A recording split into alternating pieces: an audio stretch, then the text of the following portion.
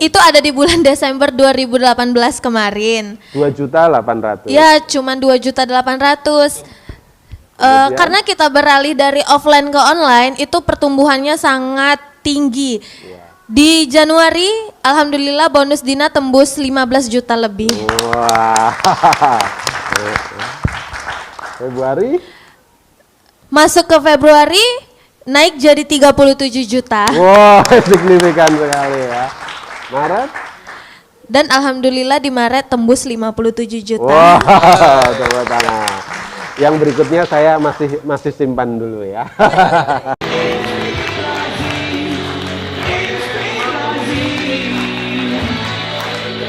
Tamu kita yang ketiga. Nah, ini yang jadi perbincangan di Indonesia, bahkan di dunia ya. Sosok anak muda yang baru lulus SMA ya, mau kuliah tapi kayaknya tertunda kuliahnya gitu. Kemudian menekuni bisnis scaling secara offline, kemudian di era online ini beliau bisnisnya sangat signifikan, usianya baru 18 tahun, tetapi bisnisnya dan income-nya luar biasa, besar puluhan juta rupiah per bulan ya. Dalam waktu beberapa bulan beliau membangun bisnis scaling ini ya. Anak muda satu ini adalah inspirator dari mitra-mitra kali di seluruh Indonesia bahkan dunia. Siapa beliau? Dina Sakinah Ismail.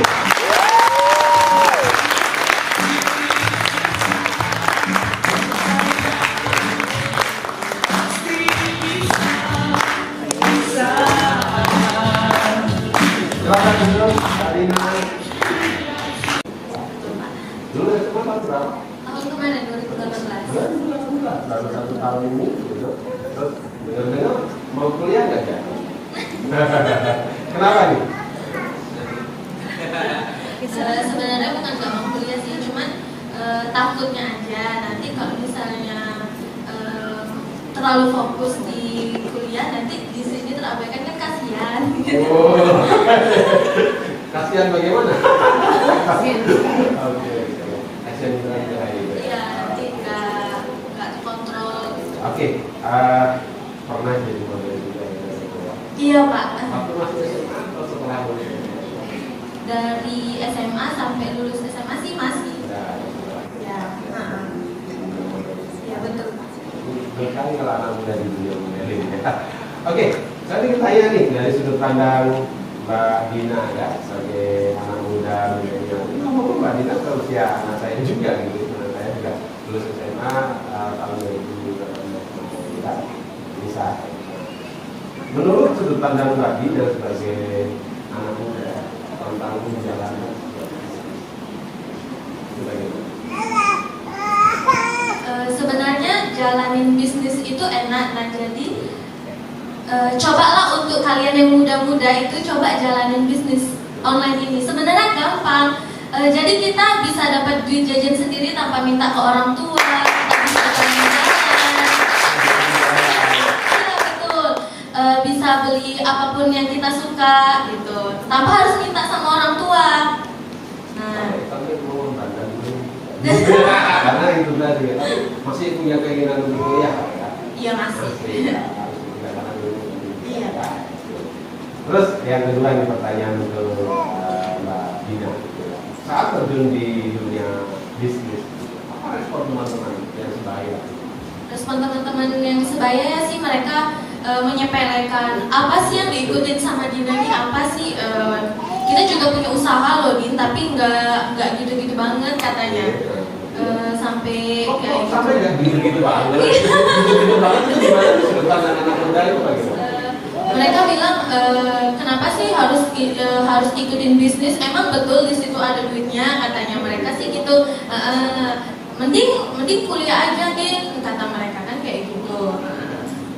Banyak kan anak muda seperti itu ya, banyak. Tapi era sekarang sudah banyak loh anak muda yang cara berpikirnya sudah berbeda ya. Mereka ingin memiliki penghasilan sendiri dengan waktu yang sangat fleksibel dan menjalankan satu usaha, apalagi di era digital ya, seperti apa yang dilakukan oleh Mbak Dina ini. Dan saya dengar Mbak Dina juga melalui era offline juga ya awalnya ya. Iya Pak. Nah, boleh cerita sebelum Mbak Dina di era offline ini aktivitas secara offline di bisnis lain bagaimana? Ya, jadi dulu Dina jalanin bisnis ini offline. Kita cari 400 BP, yang namanya 400 BP itu susahnya minta ampun.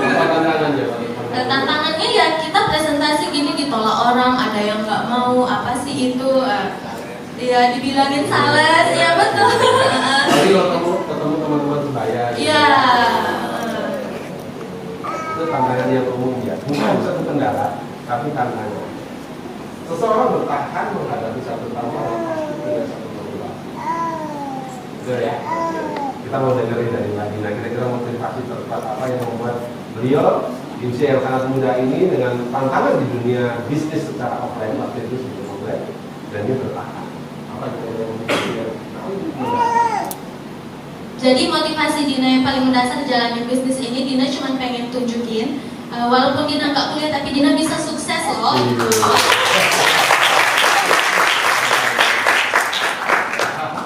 Oke, Dina memulai bisnis secara offline kemudian masuk ke online ya. Iya Pak, betul. Boleh cerita masa transisi dari offline ke online. Jadi dulu kami jalanin bisnis ini offline nih sama salah satu upline saya Om Dimas, terus Bunda Resti, masih banyak lagi. Kami lewat offline, tapi kami lihat nih rombongan Mbak Uul, mereka jalanin online loh. Kayak kita juga harus nih, karena lihat Mbak Uul, jujur Dina termotivasi juga sama Mbak Uul gitu. Lihat Mbak Uul. Ya jujur Dina termotivasi dengan Mbak Uul, kayak kita harus coba deh. Ya udah, kami kasih tahu ke upline-upline kan, gimana kalau kita coba belajar yuk.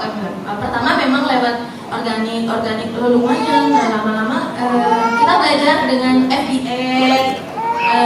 Jadi dari FBA itu Dina ketemu mitra-mitra yang hebat luar biasa, semuanya memang rata-rata semua emak-emak. Nah kita ketemunya cuma lewat HP, lewat iklan di Facebook itu. Kebanyakan dulu juga wanita ya? Iya Pak, betul, rata-rata ada, tapi enggak mayoritasnya. Bagaimana mengelola organisasi bisnis yang banyak wanita dan banyak kan bisa di atasnya Dina semua ya? Iya betul. Jadi pertama Dina ketemu itu ada namanya salah satu mitra Dina namanya Setiati. Tepuk tangan dulu untuk beliau.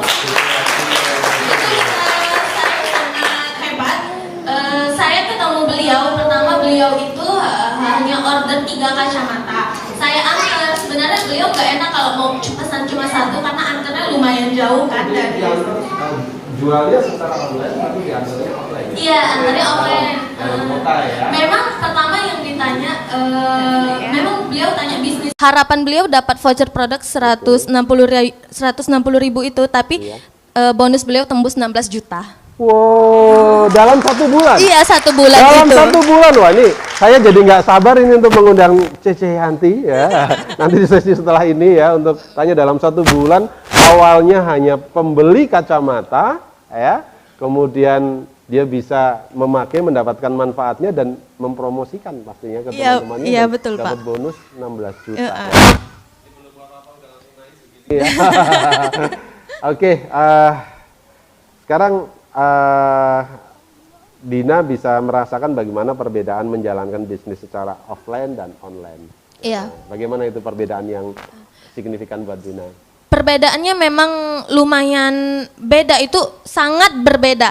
Karena lewat online kita hanya di rumah aja, kita pasang iklan, kita bisa closing. Terus itu ada sistem namanya dropship. Jadi kita nggak payah kirim sendiri, nggak payah packing. Iya Pak, itu enaknya Keling. Tepuk tangan dulu untuk Keling. Iya. Jadi semua fasilitas sudah disiapkan, nggak perlu stok produk, ya, nggak perlu packing produk, nggak perlu kirim-kirim. Tapi ada hebatnya yang dilakukan Dina ini adalah saat dia menjual secara online, ya, dan ada di dalam kota, calon pembelinya dia antar. Coba kalau dia kirimkan saja waktu itu lewat apa? Gosen. Ya, Gosen atau apalah ya, jasa pengiriman, mungkin tidak bisa berinteraksi langsung, tapi karena di dalam kota, ya, tadi beliau cerita, dia demokan gitu kan. Demokan ke Cece Yanti tadi dan ada teman-temannya ya, iya, demokan betul, juga gitu. Wah, akhirnya beliau ikut menjalankan bisnis Keling dan nanti di sesi berikutnya kita akan banyak cerita ya. Kita akan banyak belajar dari cerita-cerita Cece Yanti ya. Oke, tepuk tangan dulu ya untuk Dina ya. Kalau saya ke Mbak Dina, saya beranilah nanya yang lebih detail lagi. Ya.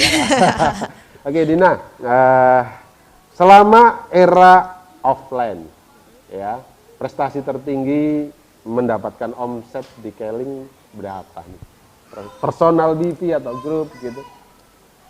Era offline, era lama. Itu awal-awal ya.